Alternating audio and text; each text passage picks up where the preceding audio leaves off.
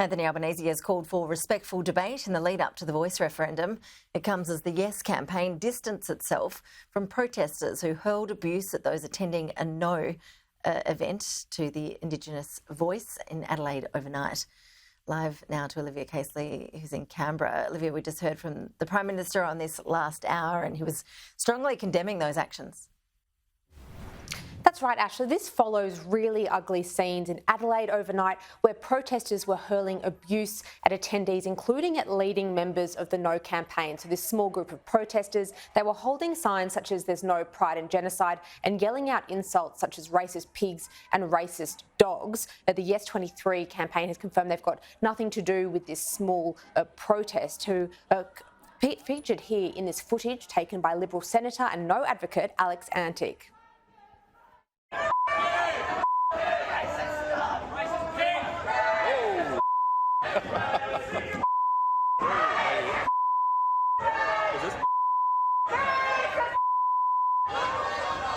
This is your Australia. Thank you, Labor government. Thanks for the unity. It's leading to calls of respect from across the political divide. The Prime Minister addressing these protests in comments this morning, he says that he's been disappointed by some of the tone of the debate so far. Well, I condemn nasty behaviour wherever it occurs. Wherever it occurs. We need to have a respectful debate. Of course, some of the tone of the debate has been unfortunate. What I would say to people is be respectful. I respect every Australian, regardless of whether they're going to vote yes or whether they're going to vote no.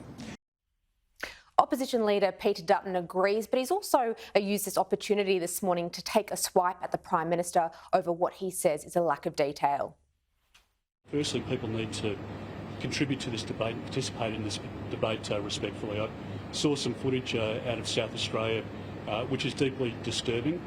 People who have decided to vote no have done so for good reason. They've listened to the debates. Many of them are frustrated at the fact that the Prime Minister is deliberately withholding information. People don't understand the model, and the scenes that we've seen are disturbing because people are entitled to their views. I have a great deal of respect for people who are voting either yes or no.